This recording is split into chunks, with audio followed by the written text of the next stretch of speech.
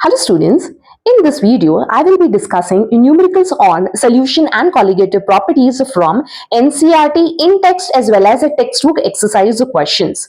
In the next video I will be solving numericals from Maharashtra State Board HSC textbook. So stay tuned to my channel and do not forget to watch my next video. So let's get started. Now before proceeding with the numericals, let us now focus on the formulas which we will be using in this entire chapter. So quickly we will have a recap. So quickly we will have a recap of the formulas which we are going to use. You can take a screenshot or note down in your notebook. So the first one is mass percentage. Now mass percentage is nothing but you need to take mass of solute upon mass of solution into 100. It is simply the percentage. जो percentage हम लोग normally find out करते हैं, exactly same way आपको use करना है formula. The next one is volume percentage. Volume percentage के लिए भी same concept है. सबसे पहले तो आपको volume of solute लेना है upon volume of solution into 100. Next one is mole fraction. Now mole fraction का formula क्या होता है students? It is number of moles of component. It can be any component. ये component solute हो सकता है या तो solvent, okay? Upon total number of moles. Total number of moles मतलब पूरे solution में कितने number of moles है that you have to take in the denominator. For example, यहाँ पे मैंने लिखा है X solute. X solute मतलब this is mole fraction of solute. So mole fraction of solute क्या होगा? Number of moles of solute. Small n, let us consider it as moles of solute. Capital N, moles of solvent. So X solute will be, that is mole fraction of solute is number of moles of solute upon total number of moles. Total number of moles क्या होगा? Moles of solute plus moles of solvent. Same case यहाँ पे भी मोल fraction of solvent अगर आपको find out करना है तो this will be number of moles of solvent upon total number of moles of solution. This is the entire concept. Now very important, ये बहुत बार पूछा गया है question, X solute plus X solvent, that is the sum of mole fraction of solute and solvent. ये दोनों को अगर आप add करोगे तो definitely you will be getting it as a 1. So always remember the sum of mole fraction of solute and solvent is equal to 1. Let us now look into few more formulas. Now the next formula is molarity. Now remember, molarity and molality are very, very important in this entire chapter. If you look into previous year's papers, be it your any competitive exam or board papers, you will come to know that this topic is very important. So you have to practice, because many students, while checking the paper also, many students I have seen, they have made lot of mistakes in molarity and molality. So molarity, it is basically denoted by capital M, and the formula is number of moles of solute upon volume of the solution, and the volume of the solution, it should be dm cube or in liters. Okay, the next one is, now suppose number of moles of solute नहीं पता है तो you can use the formula for number of moles. So the number of moles का formula is what? It is mass of solute, it should be in kg upon molar mass. हमेशा ये याद रखो, number of moles क्या होता है? वो होता है mass of solute upon molar mass, and mass should be in kg, molar mass kg per mole. Okay, now the first formula, अगर ये volume of the solution dm cube है यहाँ पे तो आप ये फॉर्मूला डायरेक्टली यूज कर सकते हो. बट इन केस अगर क्वेश्चन में सेंटीमीटर क्यूब आया है या मिलीलीटर आया है तो simply what you need to do is you need to multiply it with 1000, because यहाँ पे मिलीलीटर टू लीटर करना है तो आप नीचे क्या करोगे 10 to the power -3. ये 10 to the power -3 ऊपर न्यूमरेटर में जाएगा तो it will become 10 to the power +3 which is nothing but into 1000. तो ये मैं क्यों डिटेल में एक्सप्लेन कर रही हूं. इन केस अगर आप भूल भी जाते हो कि कैसे डिराइव करना है तो आपको ये कंसेप्ट पता होना चाहिए. Okay, so let us now look into the next formula.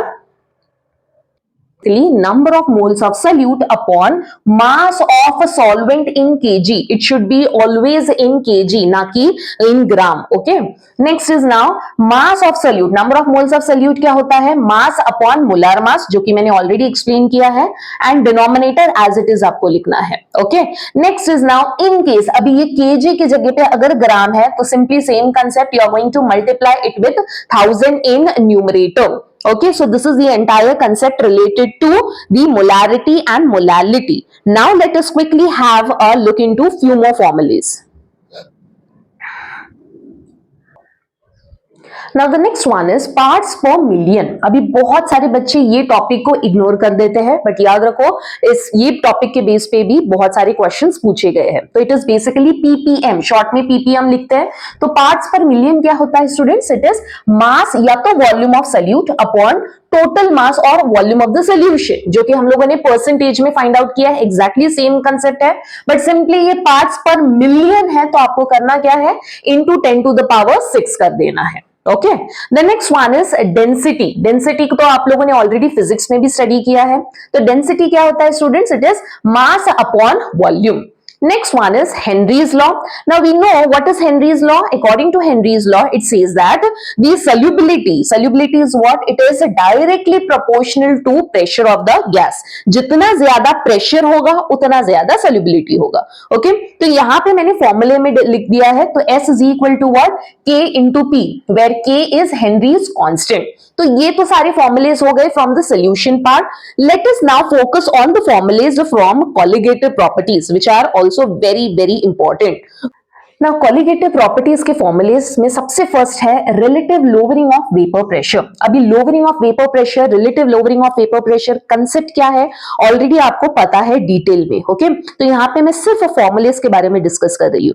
तो अगर मैं फॉर्मूला देखूं तो सबसे पहले तो होगा delta P upon P1 not. So quickly मैं रिवाइज करा रही हूँ ये पूरा कंसेप्ट। डेल्टा पी क्या होता है? Delta P is nothing but lowering of vapour pressure, जो कि होता है P1 not minus P. P1 not is what? It is vapour pressure of solvent. Okay, क्योंकि हमें पता है कि वेपर प्रेशर ऑफ सॉल्वेंट सबसे ज्यादा होता है the moment I add solute to the solvent. जैसे ही मैं सोल्यूट ऐड कर रही हूँ सॉल्वेंट में तो वो बन जाता है solution, and because of solute particles the vapour pressure of the entire solution it lowers. Okay, तो इसीलिए यहाँ पे ये जो P होता है, P क्या है?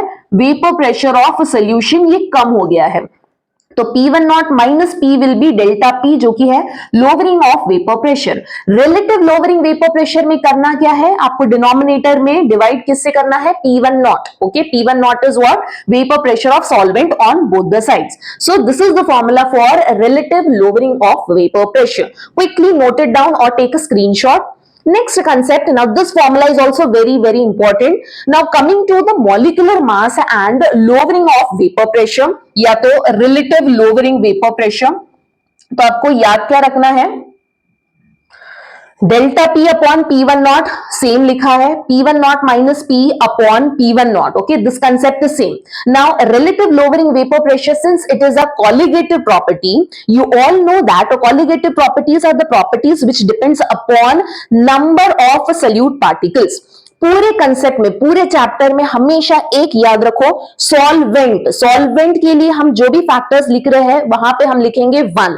ओके, सल्यूट तो दैट मीन्स 2, तो ये ट्रिक याद रखो। सल्यूट के लिए हम लोग जो भी फैक्टर्स लिख रहे हैं वहां पे आपको 2 डालना है। For example number of solvent अगर आप लिखोगे तो वो 1 होगा, N1, या तो कैपिटल N लिख सकते हो। Number of solute, number of moles of salute अगर आपको लिखना है तो वो हो जाएगा 2, दैट इज N2 या तो small n। Same way mass of solvent लिखना है तो वो होगा W1। मास ऑफ सल्यूट है तो वो हो जाएगा आपका W2। Same way mole fraction of solvent तो X1, mole fraction of solute X2। तो समझ में आ रहा है, सॉल्वेंट के लिए हमेशा 1 लिखो एंड सल्यूट के लिए आप लिखोगे 2। तो coming to the topic molecular mass and relative of lowering of vapour pressure में अगर आपको रिलेशन लिखना है तो सबसे पहले तो we know relative lowering vapour pressure it depends upon what? It depends upon the mole fraction of solute. ये ऑलरेडी आपने according to Raoult's law derive किया है। Next is now mole fraction का कंसेप्ट अभी हमने स्टडी किया है। X2 का मतलब क्या होता है? मोल फ्रैक्शन ऑफ सल्यूट। मैंने कहा अभी जस्ट ये 2 जहां पे भी नजर आ रहा है तो वो सल्यूट के लिए है। Okay, so solute is equal to number of moles of solute upon total number of moles of solution. Next concept ये भी हमें पता है, this small n and capital N. Small n is for solute and solute के लिए हम लोग लिखते हैं 2. N is for capital N is for solvent जहां पे हम लिखते हैं 1. So it is W2 upon M2, W1 upon M1. तो ये पूरा जो भी मैंने यहाँ पे n के वैल्यूज लिखे हैं, अगर मैं यहाँ पे सब्सटीट्यूट कर रही हूं तो यहाँ पे क्या मिलेगा, delta P upon P1 not is equal to x2 की जगह पे I will write down this entire thing, okay, so this will give me W2 upon M2 M1 upon W1, ये ऑलरेडी डिराइव किया है। Now do not get confuse, यहाँ पे हम लोग n को स्किप कर रहे हैं because number of moles of solute as compare to the solvent it is very very less, so we are going to neglect this factor, so it will be simply small n upon capital N which will give me this expression, okay. Now in order to simplify, इसे और easy way में अगर आपको याद रखना है तो trick क्या है, थोड़ा सा इसे हम लोग रीअरेंज करेंगे तो क्या मिल जाएगा आपको, W2 upon W1 into M1 upon M2, तो ये इसे सिर्फ उल्टा करना है, W को उल्टा करो तो ये M बन जाता है, तो 2 का क्या बन जाएगा 1, 1 का बन जाएगा 2, तो ये ट्रिक आप अप्लाई कर सकते हो, okay. Next one is elevation of boiling point. Elevation is nothing but, detail में स्टडी किया है, रफली मैं एक्सप्लेन कर रही हूं, हमेशा vapour pressure, lowering in vapour pressure, boiling point and freezing point, ये तीनों को आप इकट्ठा स्टडी करो। अभी बॉइलिंग पॉइंट इंक्रीज कब होगा, आप सिर्फ सोचो बॉइलिंग पॉइंट इंक्रीज कब होगा, डेफिनेटली जहां पे वेपर प्रेशर, जहां पे भी वेपर प्रेशर कम है तो उसे ज्यादा एनर्जी लगेगा to boil, okay, in order to break the bond it requires lot of energy, so definitely solution का, जिसमें कि सल्यूट है तो सल्यूट ने सॉल्वेंट को पकड़ के रखा है, it is not allowing solvent to evaporate easily, okay, so because of that solution का boiling point बढ़ जाता है कंपेयर टू प्योर सॉल्वेंट। तो यहाँ पे सबसे पहले डेल्टा टीबी को हम लोग ऐसे भी लिख सकते हैं, this is T minus T1 naught, okay, so this is basically what, boiling point of solution minus boiling point of solvent will give us delta TB, and delta TB it is what, it is directly proportional to molality which can also be written as Kb into M। Kb क्या होता है, this is ebullioscopic constant which can be asked for 1 marks in your exam। then M क्या होता है, molality, जो कि already हम लोगों ने स्टडी किया है, तो उसे जिस हम लोगों ने सिर्फ टर्म्स में लिखा है, तो M क्या होगा, number of moles of solute, so solute का फॉर्मूला क्या होता है, W2 upon M2, I repeat, moles क्या होगा, मोलैलिटी होगा number of moles of solute that is W2 upon M2 upon mass of solvent, तो मैंने ऑलरेडी कहा मास मतलब W लिखना है, मोलार मास या मोल्स या मॉलिक्यूलर मास अगर आपको लिखना है तो W मतलब वेट, मास होगा जो भी मास गिवन है, कैपिटल M क्या होता है, it is molecular mass, okay, and 2 तो आपको पता है ये सल्यूट है, एंड 1 क्या है, 1 है आपका solvent. Next is now depression and freezing point, वही कंसेप्ट आपको रिपीट करना है, सिर्फ डिफरेंस क्या है, Kb की जगह पे Kf लिखना है, Tb की जगह पे Tf, ओके, तो ये इब्यूलियोस्कोपिक कांस्टेंट है तो Kf क्या होगा, this will be cryoscopic constant, and M का तो सेम ही फॉर्मूला रहेगा W2 upon W1 into M2, ये सिर्फ मैंने अरेंज किया है so that you remember it in a easy way, okay. Now quickly have a look on few more formulas. Now the next one is osmotic pressure। Now osmotic pressure का formula अगर आपको याद रखना है तो simply आप ideal gas equation याद रखो, the trick is PV is equal to nRT, ये तो आपको पता है, तो P हटा के आपको लिखना क्या है, पाई लिखना है, तो this will become pi V is equal to nRT, and N we know it is W2 upon M2 जो कि है सल्यूट का number of moles, pi V substitute करो ये फॉर्मूला में, आपको नया फॉर्मूला मिल जाएगा, and then lastly you are going to rearrange, ये M2 को यहां पे ले लो एंड पाई V को डिनोमिनेटर में ले लो, so you will get this formula wherein you can easily calculate the molecular mass of solute, okay, using osmotic pressure formula। Now very interesting point over here is R। R is what children? R क्या होता है? It is a gas constant and gas constant का form value होता है 8.314 joule पर मोल पर kelvin, या तो 0.082 लीटर एटमॉस्फेयर पर केल्विन पर मोल, ओके, सो हमेशा ये कंसेप्ट याद रखो, एंड टेम्परेचर हमेशा it will be in kelvin, अगर डिग्री सेल्सियस में दिया है तो you need to convert it into kelvin first, then substitute the values in the formula, okay, so this was related to osmotic pressure। Let us now quickly have a look on next formula। Now the next interesting factor, that is Van 't Hoff factor का formula होगा.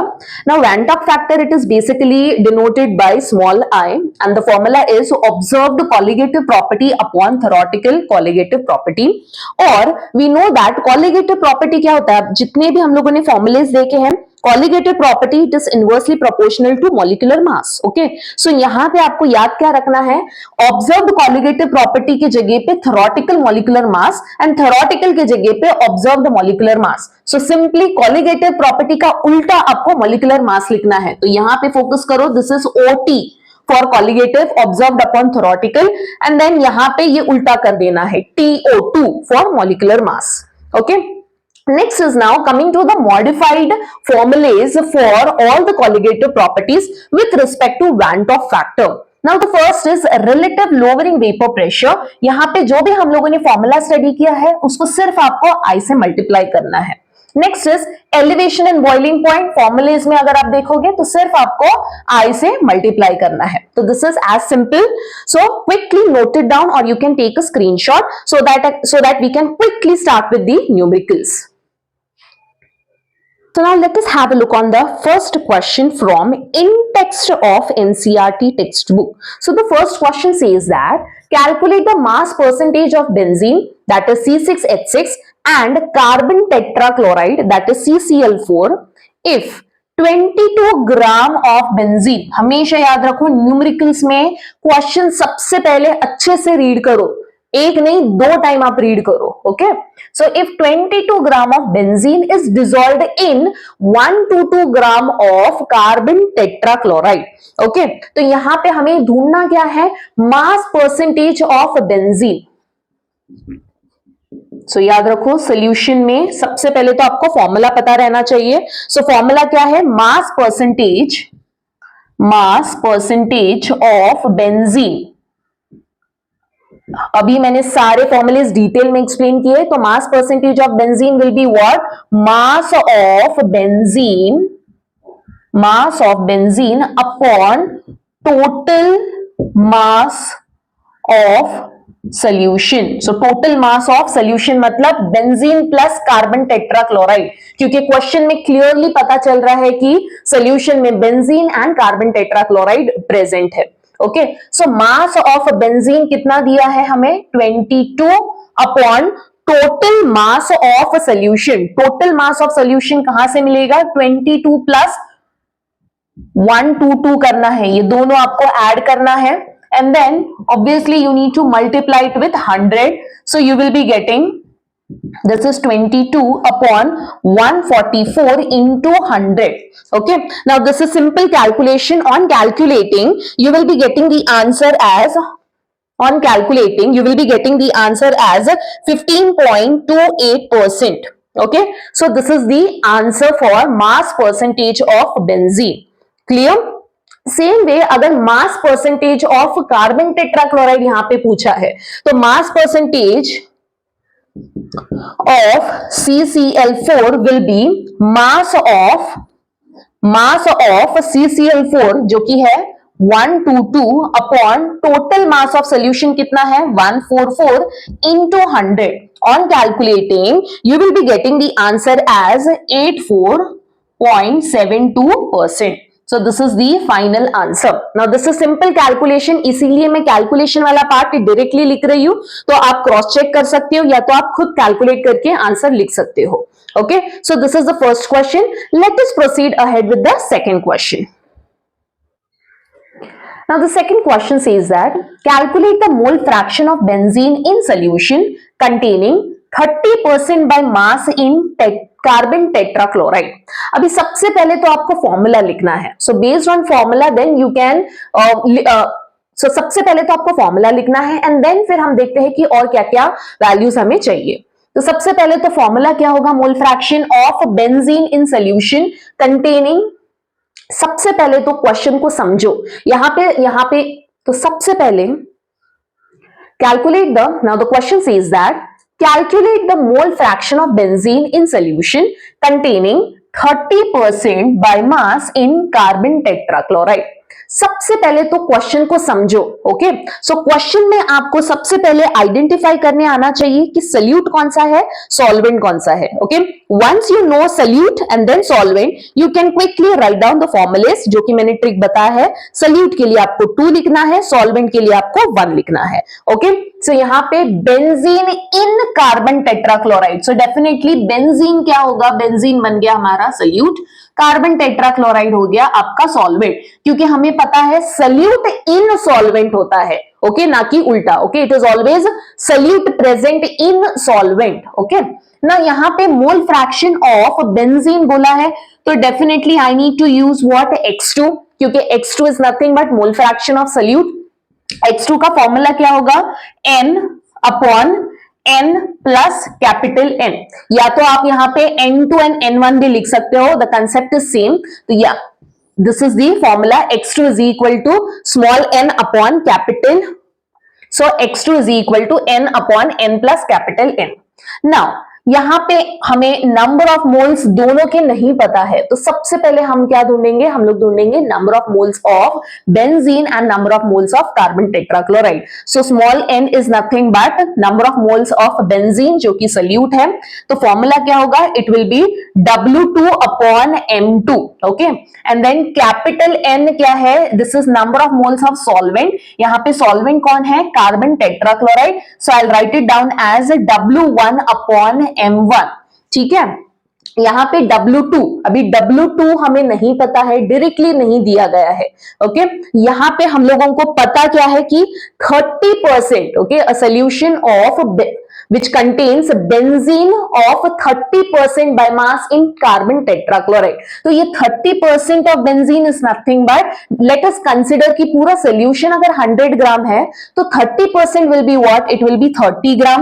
तो this will be 30 gram upon M2, M2 is nothing but molecular mass of benzene। so सबसे पहले तो molecular mass of benzene ढूंढना है, तो formula पता रहना चाहिए। तो बेंजीन का फॉर्मूला होता है C6H6।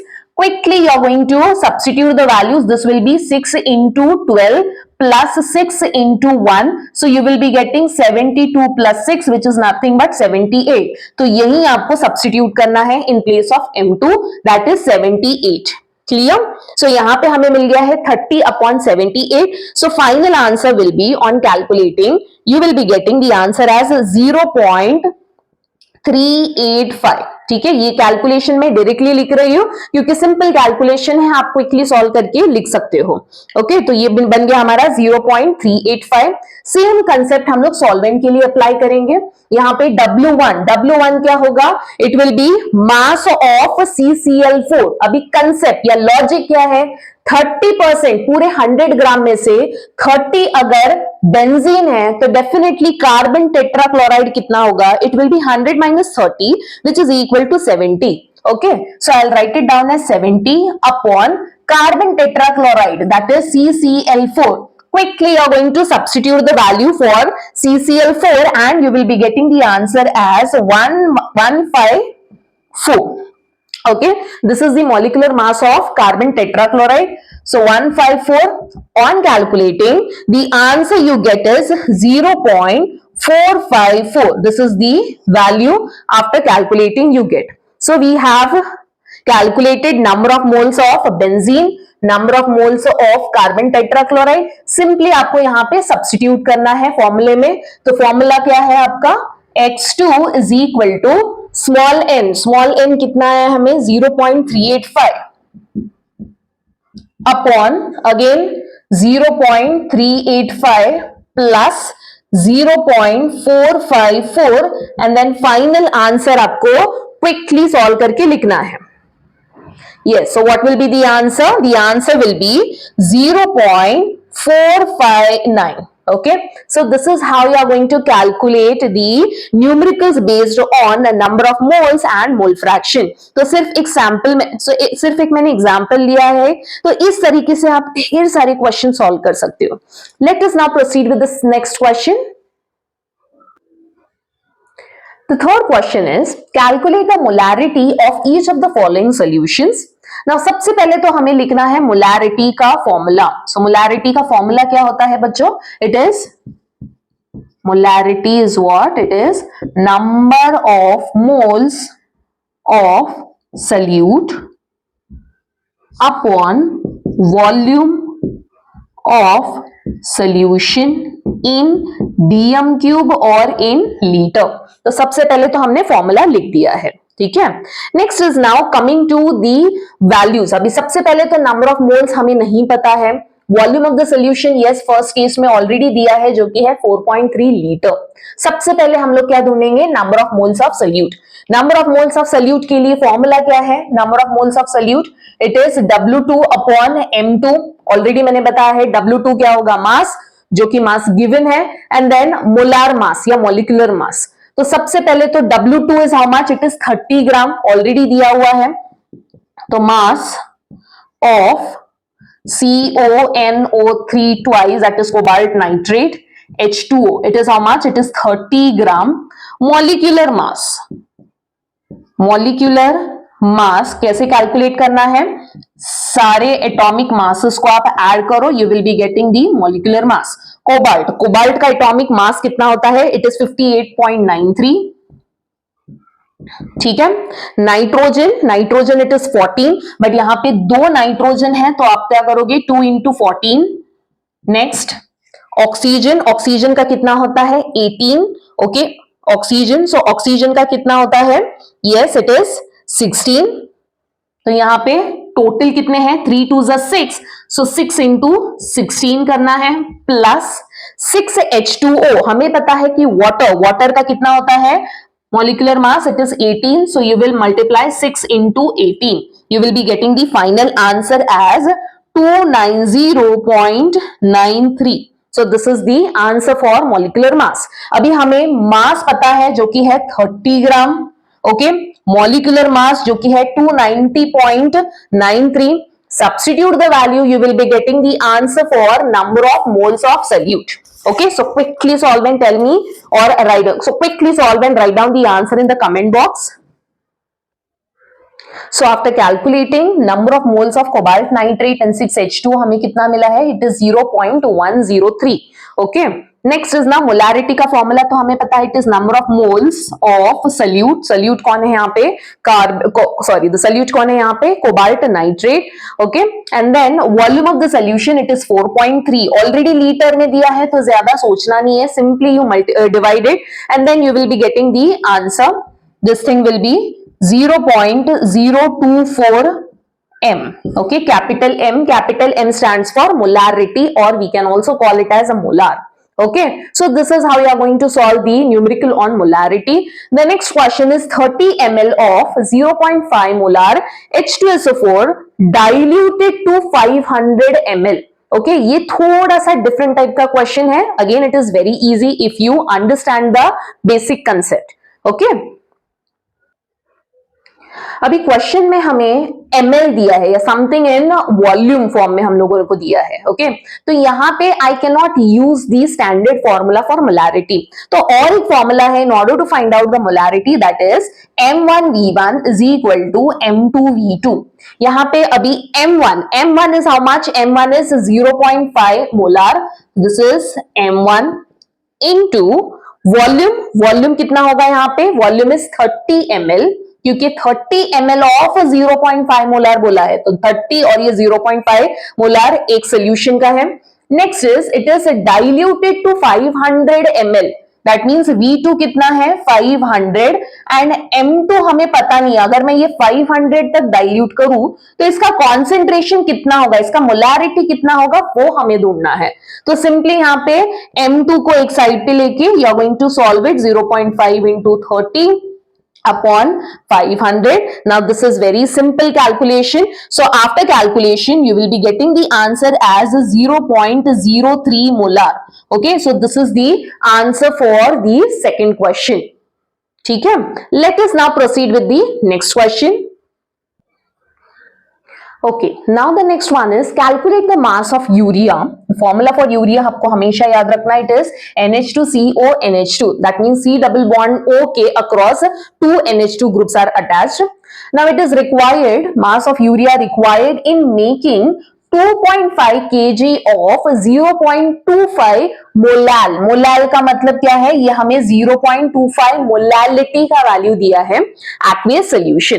तो मोलाल कुछ नजर आ रहा है तो आपको तुरंत समझ में आना चाहिए कि फॉर्मूला कौन सा अप्लाई करेंगे हम लोग, इट विल बी मोलालिटी का formula. So molality is basically number of moles of solute upon mass of solvent in KG. ठीक है, अभी ढूंढना क्या है हमें, calculate the mass of urea. ठीक है, सो मास ऑफ यूरिया हमें ढूंढना है। तो यहां पे मास ऑफ यूरिया का मतलब क्या होगा,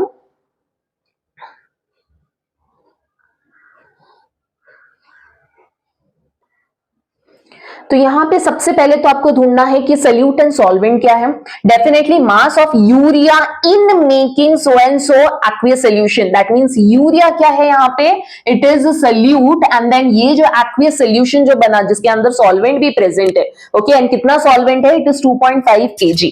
तो यहां पे आपको याद क्या रखना है, number of moles of solute. Number of moles of solute का formula is what, it is mass of solute upon molecular mass of solute upon this thing, mass of solvent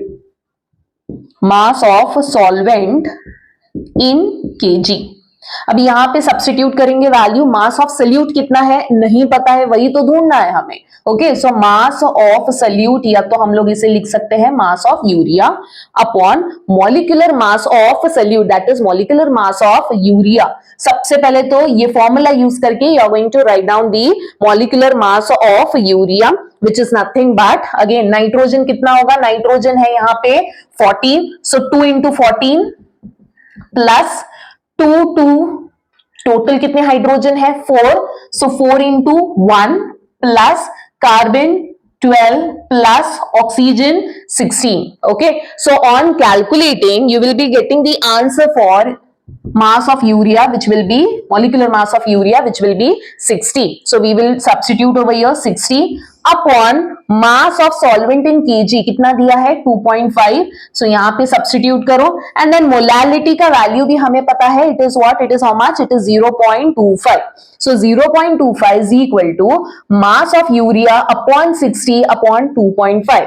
So just rearranging the terms हमें मिलेगा क्या यहाँ पे, after rearranging I will write it down as mass of urea is equal to 0.25 into 2.5 into 60.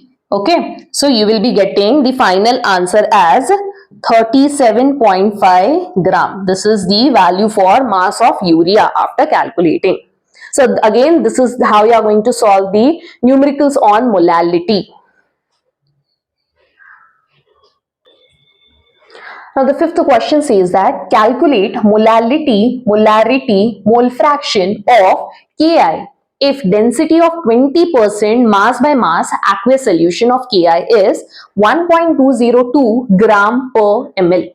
Okay, now to solve this question, first we will write down, because nothing is given directly to us, we need to find out what is the mass, what is the number of moles, then mole fraction in order to calculate the molality, molarity. Okay, तो सबसे पहले तो करना क्या है आपको, यहाँ पे हम लोग जो डेटा दिया है दैट इज 20%। अभी 20% सोल्यूशन ऑफ KI मतलब क्या होगा, 20% सोल्यूशन या मास 20% solution of Ki means what, 20 gram of Ki it is present. Okay, and then total कितना होगा, total 100 gram of solution. ठीक है, सोल्यूशन में क्या होगा, Ki plus simple water add करना है क्योंकि एक्वियस सोल्यूशन बोला है। तो 20% सोल्यूशन ऑफ Ki का मतलब होगा 20 gram of Ki which is present in 100 gram of the solution, और आई कैन से दैट यहाँ पे 80 ग्राम ऑफ वाटर हम लोगों ने डाला है। तो Ki बन गया आपका सोल्यूट, क्योंकि तुरंत आपको लिखना है सोल्यूट एंड सॉल्वेंट क्या है, तो solute is Ki and solvent is what, it is water. Okay, next one is now coming to molecular mass of Ki. तो mass of K plus mass of I आपको लिखना है. तो mass of K, that is potassium, it is how much? It is 39 and I will be 127. So finally you will be getting this as 166. Next one is number of moles. So number of moles कितना होगा? It will be number of moles of, first we will find out for Ki. It will be mass W2 upon M2. So W2 is nothing but mass of a solute, that is mass of Ki. It is how much? It is 20. And M2 is molecular mass of Ki, which is 166. So on calculating, you will be getting the answer as 0.120. Okay, now we have written all the data which is required to calculate molarity and mole fraction. So quickly we will substitute in the formula. So the formula is, for molarity,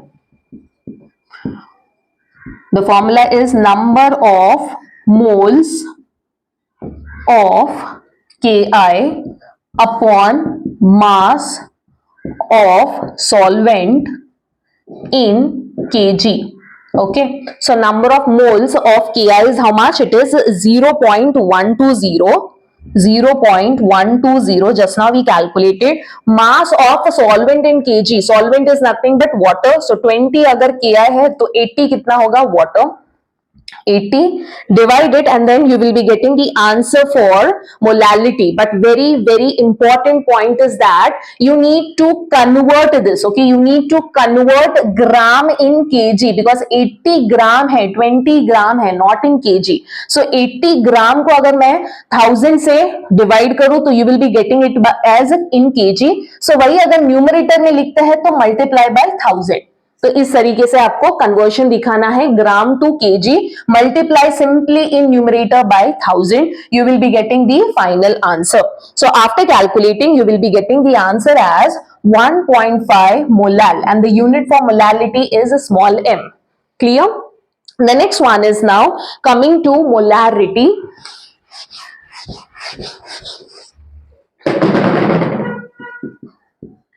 Coming to molarity, so molarity का formula कितना है? क्या है? Number of moles of Ki upon volume of solution in dm cube और in litre. अब यहाँ पे हमें वॉल्यूम नहीं दिया है, बट हमें दिया क्या है? डेंसिटी दिया है. So what we can do is we can use the value of density in order to find out the volume of the solution. So formula क्या है? Density is equal to mass upon volume. तो ये volume क्या बन जाएगा? Mass upon density. Mass of solution is how much? It is nothing but 100, क्योंकि 20 plus 80 is equal to 100 upon density कितना दिया है हमें? 1.202. After dividing this you will be getting the answer for volume. So volume is nothing but it is 83.19, but this thing is in milliliter. Okay, this is in milliliter, so we need to convert it into liter, or directly you can use the modified formula. So the formula says that molarity is nothing but number of moles of Ki. So how much is the number of moles of Ki? It is 0.120 upon volume of the solution is how much? It is 83.19. Since this is in milliliter, तो हमें करना क्या है? हमें numerator में multiply कर देना है by 1000. Okay, so after calculating you will be getting the answer as 1.44 molar. Okay, so 1.44 molar, capital M you are going to write down for molarity. So this is the entire concept related to molality and molarity. The last topic, that is mole fraction, is left, so that also quickly we will solve. Now those who know how to solve, you can start solving. Later you can cross check. तो mole fraction